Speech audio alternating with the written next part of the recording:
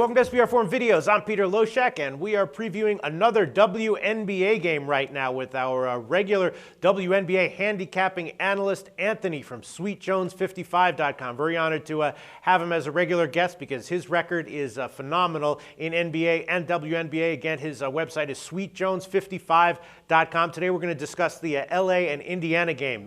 Anthony, thanks for being back with us.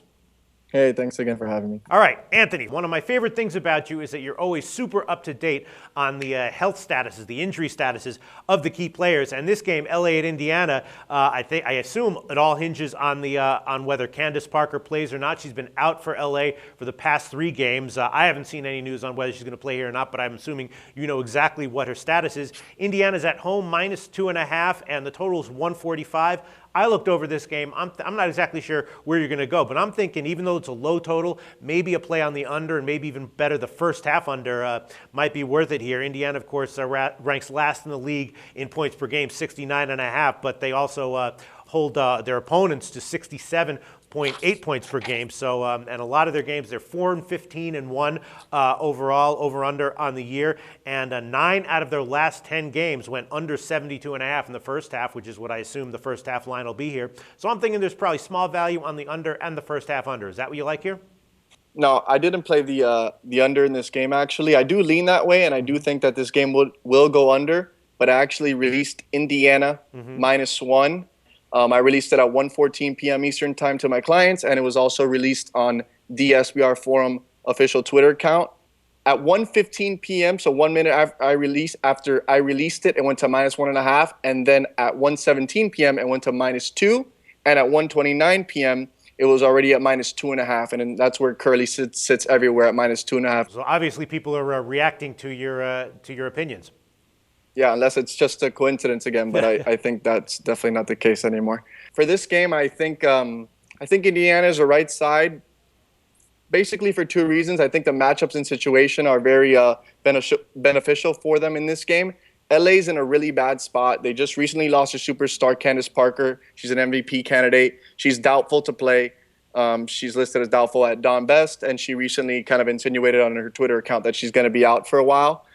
They lost the first game without her at Tulsa, who's not very good. They did win their next 2 games without her at Washington and at Connecticut.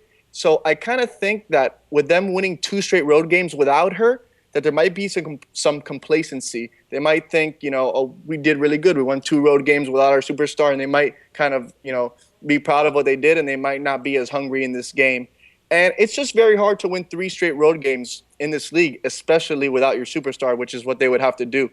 This is also their 4th straight road game in 7 days. That's not normal in the WNBA. Usually you have a lot of time off in between games. Sometimes teams will play 1 game a week. So 4 straight road games in 7 days is going to affect them. It's not something that they're used to. And the travel schedule they haven't really been traveling to cities that are close by. They've traveled 3,780 miles in this road trip. And I've talked with you about it before. These girls are not flying on private planes. They're taking connecting flights. They're taking bus rides. The teams are trying to save as much money as possible, so these girls are not traveling comfortably. So a 4-game road trip for them is going to affect them more than, say, an NBA team that travels, in luxurious planes. I think Indiana's playing great right now. The team is finally mostly healthy. They're 9-3 the last 12 games, and one of the losses was the last game without Tamika Catchings. So there's an asterisk on that one. They've won 2 straight, extremely good defense. In the last 12 games, they've held 11 of their opponents under 70 points, which is, pretty ridiculous. The league average is 77. So to hold 11 of the last 12 under 70 is an accomplishment. That's, you're holding teams 10% under the league average for a very long stretch. I also think that the matchups are heavily in favor of Indiana in this game. With Candace Parker out, LA has no choice but to bank on Kristi Tolliver, their point guard, and their power forward, Nneka Ogwumike, to carry the scoring load. And that's not a good idea. You do not want to, against Indiana, be giving the ball to your point guard and your power forward, because Indiana has the best power forward defender in the league, Tamika Catchings. She was first team all defense last year. And their point guard, Brianne January, was also first team all defense last year. So they're basically playing into Indiana's strengths. It's the equivalent of saying, well, our game plan today is to try to score on, LeBron James and Avery Bradley. That's essentially what they're probably going to try to do because they have no other choice. There's not much depth. There's not much depth in this league. You kind of just have to go with your best players every night. And I just think it's not favorable for them.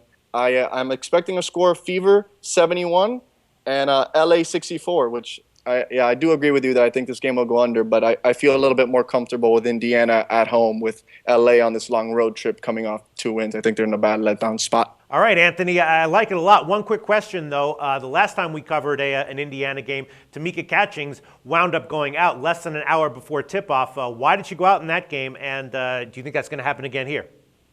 No, I definitely don't think it's going to happen again here. If not, I wouldn't have released the play.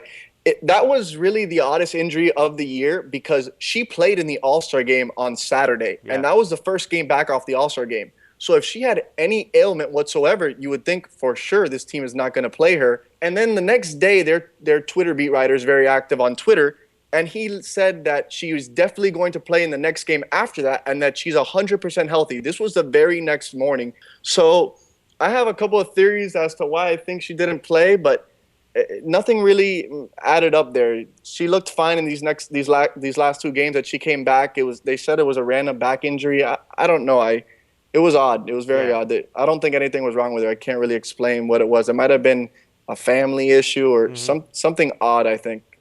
Maybe she got her period a week early, Yeah, that was actually one of the theories I had, and I think that could have been it. She could have just been having a really bad day with that. We're going to cut that. To be very honest, you probably shouldn't cut that because I didn't want to say it, but that's most likely the reason. I would say if I had to bet on the reason, it's really that. Some people have actually tried tracking the girls' period cycles. I have heard of that. I actually got an email yesterday with somebody saying that. This was a joke that I thought of, a few months ago. I had it stored. I was going to bring it out at some point and kind of roll it out. But, it's an obvious joke. It's super, super funny. But you're telling me that's an actual factor that you consider that plays a difference?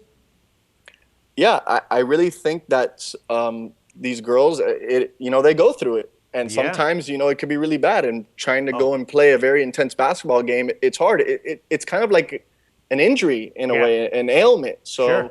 Cramps are killer. I'm not sure. Get bloated, There's no, retaining water. obviously, the teams and the trainers and nobody ever talks about it because it's just highly inappropriate. But I think it's a factor for sure with some of these players. All right. Great call. Once again, Anthony from SweetJones55.com liking Indiana right now. They're -2.5 and agreeing with me that the under 145 and the first half under 72.5 probably has a small value. Thanks so much. Talk to you again very soon.